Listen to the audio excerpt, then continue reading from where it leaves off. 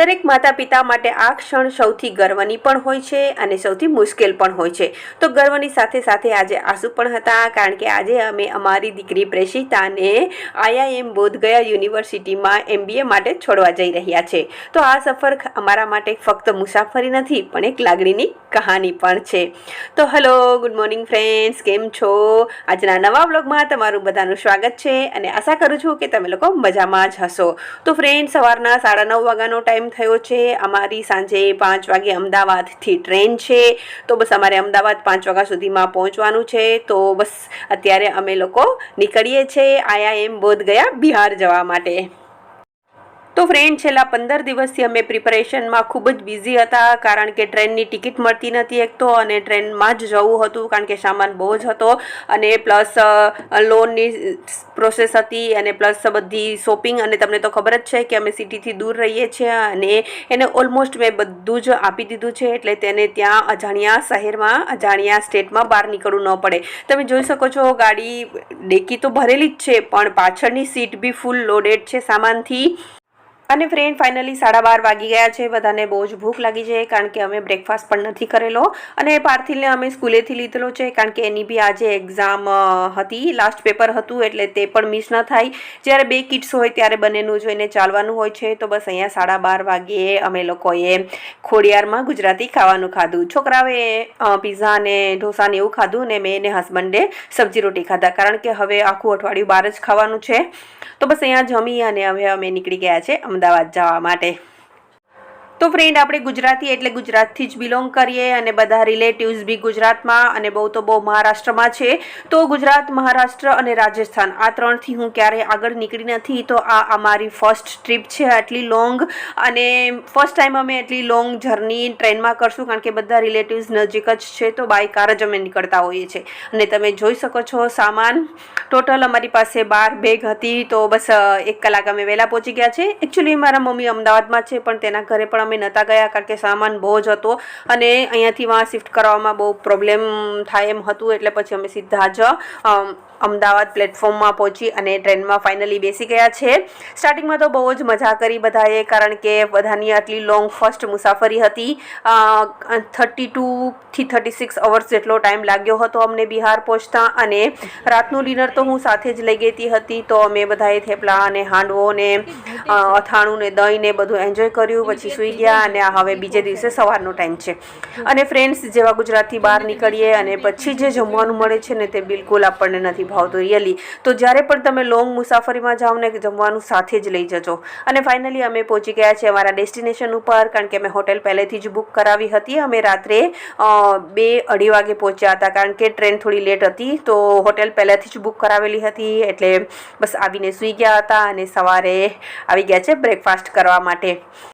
આપણે ગુજરાતમાં સિંગ તેલ યુઝ કરીએ છીએ અને બિહારમાં એ લોકો મસ્ટર્ડ ઓઇલ, રાઈનું તેલ યુઝ કરે છે. એટલે સ્ટાર્ટિંગમાં તો થોડું ટેન્શન હતું કે જમવાનું ભાવશે કે નહીં, પણ કંઈ જ ફરક નહોતો પડ્યો ટેસ્ટમાં. જમવાનું બહુ સરસ હતું. અને પછી બસ અહીંયા અમે લોકો રેડી થઈ રહ્યા છે. મેં ને હસબન્ડ તો રેડી થઈને જ નાસ્તો કરવા માટે ગયા હતા. છોકરાઓ પોતાના કપડાં નીકાળીને રેડી થાય છે. પ્રેષિતા તો ભૂલી ગઈ છે કે આટલી બધી બેગમાં એને ક્યાં કપડાં નાખેલા છે, તો બસ એ જ ગોતે છે. અને ફાઇનલી હવે અમે લોકો નીકળી ગયા છે IIM બોધગયા યુનિવર્સિટી જવા માટે. IIM બોધગયા દેશની પ્રતિષ્ઠિત મેનેજમેન્ટ યુનિવર્સિટીમાંની એક છે. ખૂબ જ મહેનત અને સમર્પણ પછી આમાં એડમિશન મળ્યું છે. તો ફ્રેન્ડ, અહીંયા ઈ રિક્ષા ચાલે છે. તો અમે 2 ઈ રિક્ષા કરેલી છે, કારણ કે સામાન વધારે છે. અને બસ ફાઇનલી અમે સવાર થઈ ગયા છે ઈ રિક્ષામાં. થોડી સ્લો ચાલે છે ને થોડી નાની હોય છે. અને જો IIM બોધગયાની બાઉન્ડ્રી સ્ટાર્ટ થઈ ગઈ છે. તો ગયા અને બોધગયા 2 અલગ અલગ સિટી છે, એ તો અમને અહીંયા આવીને જ ખબર પડી. અને ફાઇનલી હવે અમે એન્ટ્રી કરી લીધી છે. અને એન્ટ્રી પહેલાં પણ અમારા બધા જ સામાનનું સ્કેનિંગ થયું હતું, અને પછી ઓટો રિક્ષા અંદર જ જવા દેતા હતા, કારણ કે હોસ્ટેલ દૂર છે અને બધા પેરેન્ટ્સ પાસે સામાન પણ વધારે હોય છે. તો બસ ફાઇનલી રૂમ એલર્ટ થઈ ગયો હતો, એટલે બધો જ સામાન એના રૂમમાં અમે રાખી દીધો છે. અને પછી 1 વાગી ગયો હતો, એટલે આવી ગયા છે જમવા માટે. આ જે એરિયા છે તે ગર્લ્સ હોસ્ટેલનો છે, અને બાજુમાં બોયઝ હોસ્ટેલ છે. ગર્લ્સ અને બોયઝ હોસ્ટેલ 2 અલગ અલગ છે. તો અહીંયા સ્પોર્ટ્સને બહુ જ ઇમ્પોર્ટન્સ આપવામાં આવે છે. સ્પોર્ટ્સ એક્ટિવિટી બધી જ ઓલમોસ્ટ અહીંયા છે. તો અહીંયા ચેસ જોઈએ, હસબન્ડ અને પાર્થિલ બંને રમવા મળ્યા છે કારણ કે બંનેને ચેસ બહુ જ ગમે છે. અને મેં પણ થોડો લોકેશનનો લાભ લઈ લીધો અને મેં મારા બિઝનેસ માટે વિડીયોઝ બનાવી લીધા. તો ફ્રેન્ડ, આ યુનિવર્સિટી બહુ જૂની નથી. આઈ થિંક 2015માં આનું ઇનોગ્રેશન થયેલું છે, એટલે એકદમ નવી જ છે, તમે જોઈ શકો છો. અને બસ પછી હવે અમે જશું જમવા માટે. તો સામે અન્નપૂર્ણા મેસ છે, નજીક જ છે હોસ્ટેલની. સવારે બ્રેકફાસ્ટ પણ અહીંયા આવવાનું હોય છે કરવા બધાને કમ્પલસરી, અને બપોરનું જમવાનું, રાતનું ડિનર બધું અહીંયા જ થાય છે. તો બસ અહીંયા હવે અમે લોકો જશું જમવા માટે. આજે બધા પેરેન્ટ્સને પણ અહીંયા જ જમવાનું છે, અને આજે બધા પેરેન્ટ્સને પ્રેઝન્ટ થવાનું હતું, એટલે કન્ટિન્યુ પેરેન્ટ્સ આવે જ છે. તો ચલો ફ્રેન્ડ્સ, જઈએ જમવા. અને અહીંયા સરસવનું તેલ યુઝ થાય છે, એટલે થોડો પહેલાં ડાઉટ હતો કે જમવાનું ભાવશે કે નહીં, પણ કંઈ જ ખબર પડી નથી. જમવાનું બહુ જ સરસ છે. તો અમે જમી અને પછી જશું એની એડમિશન પ્રોસેસ કરવા, કારણ કે બધી એડમિશન પ્રોસેસ અમે ઓનલાઈન જ કરી છે, તો ઓફલાઈન બધી જ બાકી છે. તો ફ્રેન્ડ, આ હોસ્પિટલ છે ધન્વંતરી, બધું જ અંદર છે, થોડું થોડું દૂર છે, એટલે વોકિંગ બી સારી થઈ જાય છે. અને સાયકલ પણ રાખેલી છે, કોઈને ઇમરજન્સીમાં જલ્દી જવું હોય તો અહીંયા સાયકલ લઈને જઈ શકે છે. અને સ્ટાફનું રેસિડન્ટ પણ યુનિવર્સિટીની અંદર જ છે, એટલે બધા પ્રોફેસર્સ, પ્રિન્સિપાલ બધા યુનિવર્સિટીની અંદર જ રહે છે, એટલે ઘણી વખત લેક્ચર રાત સુધી પણ ચાલતા હોય છે. તો જમીને હવે અમે જઈ રહ્યા છે ઓડિટોરિયમ તરફ, કારણ કે અત્યારે અહીંના ડિરેક્ટર સાથે બધા જ પેરેન્ટ્સની ઇન્ટ્રોડક્શન મિટિંગ છે. તો બસ રેઇન ઝરમર આવી રહ્યો છે, રેઇની સિઝન સ્ટાર્ટ થઈ ગઈ છે. તો ફ્રેન્ડ, અહીંયા રેઇન વધારે પડે છે, પ્લસ ઠંડી પણ વધારે પડે છે. તો અહીંયા અમ્બ્રેલા કમ્પલસરી છે, કારણ કે બધી જગ્યાએ વોક કરીને જવાનું હોય છે. જો કે શું વસ્તુ લઈને આવવાની છે તે લોકોનું લિસ્ટ તે લોકોએ આપેલું જ હતું. તો બસ અહીંયા અમે ઝરમર રેઇનને એન્જોય કરતાં જઈ રહ્યા છે. અને ફાઇનલી અમે પહોંચી ગયા છે ઓડિટોરિયમમાં. પ્રિન્સિપાલ મેમ, એટલે કે અહીંયાના જે ડિરેક્ટર છે વિનીતા મેમ, તેની ઇન્ટ્રોડક્શન જે મિટિંગ છે તે ચાલુ થઈ ગઈ છે. અને પછી છે એડમિશન પ્રોસેસ. બધી જ પ્રોસેસ ઓનલાઈન થયેલી હતી, એટલે ઓફલાઈન બધાની એડમિશન પ્રોસેસ બાકી છે. એટલે ટર્ન બાય ટર્ન એકદમ આરામથી બધાની એડમિશન પ્રોસેસ સ્ટાર્ટ થઈ ગઈ છે. થોડી વાર લાગે છે, કારણ કે ઘણા બધા લોકો બેઠેલા છે, તમે જોઈ શકો છો. પણ એક સ્ટુડન્ટમાં 10થી 15 મિનિટ જેટલો ટાઈમ લાગે છે, કારણ કે બધા જ ડોક્યુમેન્ટ સબમિટ કરવાના હોય છે. તો ફાઇનલી પ્રેષિતાનું એડમિશનનું પ્રોસેસ પતી ગઈ છે. અને પાછળ જ કેન્ટીન છે, તો કેન્ટીનમાં પણ અમે નાસ્તો કરી લીધો છે. ત્યાં પણ એકદમ રિઝનેબલ પ્રાઇસમાં બધું મળે છે. તો આજના આખા દિવસમાં ઓલમોસ્ટ અમે બધું ચેક કરી લીધું છે. બધું બહુ જ સરસ છે, અને સેફટી પણ અહીંયા બહુ જ છે. જો કે પ્રેષિતા પહેલી વખત જ બહાર નથી જતી હોસ્ટેલમાં, એને કોલેજ પણ બહાર જ કરેલી છે, પણ અમદાવાદ કરી છે, અને અમદાવાદ નજીક હતું. આ થોડું દૂર છે, એટલે એવું લાગે છે કે બહુ દૂર જતી રહી છે. પણ અત્યારે બધા છોકરાઓ બહાર મીન્સ કે આઉટ ઓફ ઇન્ડિયા ભણવા જાય જ છે. તો આ તો ઇન્ડિયામાં છે, એટલે જ્યારે પણ એવું લાગે તો આપણે પહોંચી જતા હોય છે. પણ આઉટ ઓફ ઇન્ડિયા હોય છે ત્યાં તો આપણે જવાતું પણ નથી, તો એ વાતની એક શાંતિ પણ છે. તો ફ્રેન્ડ, યુનિવર્સિટી બહુ જ સરસ છે, તમે જોઈ શકો છો. IIM છે એટલે કેવું જ શું. પણ અમે એની સામે હિંમત જ રાખી છે, બિલકુલ બી ઢીલા નથી પડ્યા, કારણ કે છોકરાઓનું દૂર જવાનું દુઃખ તો હરેક માતા પિતાને થતું જ હોય છે. પણ હવે તો આપણે હેબિટ જ પાડી લેવી જોઈએ, કારણ કે અમારી ટાઉનશીપ છે તે સિટીથી દૂર છે. 12th પછી છોકરાઓએ બહાર નીકળવું જ પડે છે. એટલે પાર્થિલને પણ અમારે 12th પછી બહાર મૂકવો જ પડશે. એટલે અમે આ મનથી સ્ટ્રિક્ટ થઈ જ ગયા છે. જ્યારે તેની પેકિંગ કરતી હતી ને, એક સૂટકેસો જ્યારે હું ભરતી હતી ને, ત્યારે આપણે કેમ દીકરીની વિદાય કરતા હોઈએ છીએ ને એક વસ્તુ યાદ કરીને બધું મૂકતા હોય છે, એવી જ ફિલિંગ આવતી હતી.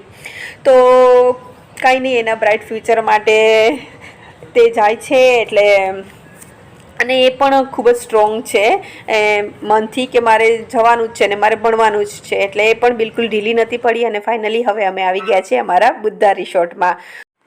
અને હવે મળું છું તમને બીજે દિવસે સવારે. અને તમે ગેસ કરી શકો છો કે કેટલા વાગ્યા હતા. ફ્રેન્ડ, આટલું અંજવાળું જોઈને અચાનક હું ઉઠી ગઈ. મને એમ કે 7-8 વાગી ગયા હશે, પણ સવારના 5 વાગ્યાનો ટાઈમ થયો હતો. તો ફ્રેન્ડ, અહીંયા સનરાઈઝ જલ્દી થાય છે, અને સવારના 5 વાગ્યે પણ આપણે અહીંયા 7-8 વાગે અંજવાળું હોય તેવું અંજવાળું થઈ ગયું હતું. અને પછી અમે રેડી થઈને બ્રેકફાસ્ટ કરવા આવી ગયા. અને આજે પણ અમારે યુનિવર્સિટીમાં જવાનું હતું, એટલે આજનો પણ આખો દિવસ અમારો યુનિવર્સિટીમાં જ ગયો હતો. અને હવે મળું છું તમને સીધી ત્રીજા દિવસે. આજે અમે સવારે ક્યાંય નીકળ્યા નહોતા. બપોર પછી 4 વાગે અમે ઓટોવાળાને બોલાવેલો હતો ને આજે અમે થોડું બોધ ગયા અને ગયા સિટીમાં જઈ અને ફરશું. તો ફ્રેન્ડ બસ અમે રેડી થઈ રહ્યા છે અને અહીંયા ઉબેર કે રેપિડો કે તેવું કંઈ જ ચાલતું નથી. અહીંયા પર્સનલ કોન્ટેક્ટથી જ તમારે વેન છે, રિક્ષા છે તે બધું બોલાવવાનું હોય છે. તો અમે એક ગાડીવાળાના અને એક ઓટોવાળાના નંબર લઈ લીધા છે, તો બસ તેને જ કોલ કરીને બોલાવીએ છીએ. તો બસ હવે અમે નીકળી ગયા છે ગયા જવા માટે. ગયાથી બોધ ગયાની વચ્ચે 10 કિલોમીટર જેટલું અંતર છે અને અહીંયા સૌથી પહેલાં આવી ગયા છે અમે મંગલા ગૌરી મંદિર, જે 51 શક્તિપીઠમાંનું એક છે. અહીં માતા સતીનું વક્ષસ્થળ પડ્યું હતું અને અહીં બધી સુહાગન સ્ત્રીઓ અને માતાઓ વધારે માને છે આ માતાજીને. નાની એવી ટેકરી ઉપર આવેલું છે અને અહીંયા પણ મોબાઈલ એલાઉડ નહોતો એટલે અંદરનું શૂટિંગ નથી થયું. પણ ત્યાં અંદરમાં માતાજીની મૂર્તિ નથી, નાનો એક દીવો ચાલે છે અને મંદિર પણ નાનું છે. તમે જોઈ શકો છો, મેં બહારથી શૂટિંગ લીધું છે અને થોડા દીવાના પણ દર્શન થયા છે, તો તમે કરી શકો છો. પણ વિડીયો શૂટિંગ એલાઉડ નહોતું એટલે પછી મેં વધારે શૂટિંગ નથી કર્યું. બસ આવી રીતે દીવો ચાલે છે. તો ગયા એક બિહારનું ધાર્મિક સ્થળ છે જ્યાં શક્તિપીઠની સાથે સાથે પિતૃતર્પણનું પણ બહુ જ મહત્ત્વ છે. પછી અમે ગયા હતા વિષ્ણુપદ મંદિર, જ્યાં ભગવાન વિષ્ણુના ચરણ ચિહ્ન છે. પૌરાણિક કથા અનુસાર ભગવાન વિષ્ણુએ ગયાસુર નામના રાક્ષસને પોતાના ચરણથી દબાવ્યો હતો. આ મંદિર પિતૃમોક્ષ માટે ખૂબ જ મહત્ત્વ ધરાવે છે અને પિંડદાન અને શ્રાદ્ધ વિધિ અહીં કરવામાં આવે છે. તો અહીં પણ મોબાઈલ એલાઉડ ન હતો એટલે અંદરનું કાંઈ શૂટિંગ નથી થયું. અહીંયાની દાલમિયા સાડી પણ બહુ જ ફેમસ છે, પણ મને તે શોપ વિઝિટ કરવાનો મોકો ના મળ્યો કારણ કે ટાઈમ જ નહોતો. તો નેક્સ્ટ ટાઈમ આવીશ ત્યારે જરૂરથી આવીશ. હવે પ્રેષિતા અહીંયા છે એટલે મારે આવવાનું થશે. અને ફ્રેન્ડ સાચું કહું તો 15 દિવસ પહેલાં તો અમને ખબર જ નથી કે અમારે ગયા આવવાનું છે, કારણ કે 2-3 યુનિવર્સિટીમાં ચાન્સીસ હતા એટલે ફિક્સ નહોતું કે અમારે ગયા આવવાનું છે. તો બસ અમે લોકોએ બહારથી જ થોડું ચાટને એવું ખાઈને જ આવ્યા હતા અને પછી હવે સીધી મળું છું તમને બીજે દિવસે મોર્નિંગમાં. તો આ અમારો બોધ ગયામાં લાસ્ટ દિવસ છે. કાલ સવારે અમે નીકળી જશું અહીંથી. તો સવારે અમે રિસોર્ટને એક્સપ્લોર કર્યો કારણ કે રિસોર્ટ પણ બહુ જ મોટો હતો અને પછી લંચ કરીને અમે લોકો નીકળી ગયા છે બધા જ બુદ્ધના ટેમ્પલ વિઝિટ કરવા માટે. અહીંયા બુદ્ધના ટેમ્પલ બહુ બધા છે. તો આ ચાઇનીઝ બુદ્ધ ટેમ્પલ છે. બહારથી તમે લુક જોઈ શકો છો, કેટલું બ્યુટીફુલ લાગે છે. અંદર બુદ્ધ ભગવાનની જ મૂર્તિ હોય છે, પણ કંઈક રિપેરિંગ કામ ચાલે છે એટલે મંદિર બંધ હતું. તો અમે બહારથી જ બધું એક્સપ્લોર કરી અને પછી નીકળી ગયા છે બીજા બુદ્ધ મંદિર જોવા માટે, અને તે જાપાનીઝ મંદિર છે. અને બસ પછી અમે જશું મહાબોધિ મંદિર, જે વિશ્વનું સૌથી પવિત્ર બુદ્ધ તીર્થધામ છે. લગભગ 2500 વર્ષ પહેલાં અહીં બોધિ વૃક્ષ નીચે ગૌતમ બુદ્ધ ભગવાનને ઊંડા ધ્યાન દરમિયાન બોધિ જ્ઞાન પ્રાપ્ત થયું હતું. તો બૌદ્ધ લોકો માટે આ બહુ જ પવિત્ર સ્થાન માનવામાં આવે છે. દેશભરમાંથી લોકો અહીં ધ્યાન કરવા માટે, પ્રાર્થના કરવા માટે અને દર્શન કરવા માટે આવે છે. તો બસ અહીંયા મંદિરની બહાર બુદ્ધ ભગવાનને રિલેટેડ જ બધી વસ્તુઓ મળતી હતી. તો તે માર્કેટ એક્સપ્લોર કર્યું અને આ જાપાનીઝ મંદિર છે તો ત્યાં તો ઓપન હતું અને મોબાઈલ બી એલાઉડ હતો. તો ત્યાં તમને અંદરથી બતાવી શકું છું. બહારથી લુક કેટલો ફાઇન આવે છે ફ્રેન્ડ. અહીંયાના મંદિરની સ્ટાઇલ તમે જોઈ, આમ વી શેપમાં છે, મીન્સ કે આપણા આમ મંદિર કરતાં અલગ જ છે. અને અંદર તો બુદ્ધ ભગવાનની સ્ટેચ્યુ જ છે, પણ બહારથી એનો લુક બહુ જ ફાઇન આવે છે મંદિરનો. તો બહારથી જ વધારે આપણને જોવું ગમે છે. તો બસ ત્યાં દર્શન કરી અને પછી હવે અમે જશું મહાબોધિ મંદિર. તો મહાબોધિ મંદિર બહુ જ મોટું છે. તમે આરામથી બધું જ જુઓ તો 2-2.5 કલાક આરામથી લાગી જાય છે. અમે ગાઈડ કરેલો હતો કારણ કે થોડું એની હિસ્ટ્રી બી ખબર પડે, અને પ્લસ અમે બહુ જ સ્પીડમાં ચાલતા હતા તો પણ અડધી કલાક જેટલો ટાઈમ લાગ્યો હતો. અને હવે તમને મળું છું લાસ્ટ ડે. તો અમે આવી ગયા છે પટના, કારણ કે અમારી ફ્લાઇટ પટનાથી હતી. તો ફ્રેન્ડ અમારું એન્ડ ટાઈમે જ અહીંયા આવવાનું ફિક્સ થયું હતું. તો અમે જે દિવસે નીકળ્યા ને એના આગલે દિવસે જ અમારી ટિકિટ થઈ હતી અને એ પણ તત્કાલમાં કરાવેલી હતી. અને રિટર્ન ટિકિટ પછી અમે ફ્લાઇટની કરાવેલી હતી. તો બસ ફાઇનલી અમે ફર્સ્ટ ટાઈમ ફ્લાઇટમાં બેસશું, કારણ કે અમે ફ્લાઇટમાં પણ ક્યારેય નથી બેઠા, બિકોઝ કે કોઈ એટલું દૂર છે જ નહીં કે અમે એની ઘરે ફ્લાઇટમાં જઈએ. તો આ અમારી ટ્રીપ બહુ સરસ રહી. એક તો અમે એટલી ટ્રેનની લોંગ જર્ની કરી, પ્લસ ફ્લાઇટમાં બેસવા મળ્યું, પ્લસ આટલા પવિત્ર સ્થળે અમે દર્શન કર્યા, અને પ્રેષિતાનું ફ્યુચર તો બ્રાઇટ થયું જ છે. તો ફ્રેન્ડ ચલો આજનો વ્લોગ અહીં પૂરો કરું છું. હવે રેગ્યુલર ઘરના વ્લોગ આવશે, કારણ કે હવે અમારી નેક્સ્ટ યાત્રા છે હરિદ્વારની. તો ફરી મળીશું નવા બ્લોગમાં નવી સ્ટોરી સાથે. ત્યાં સુધી bye, take care, thank you.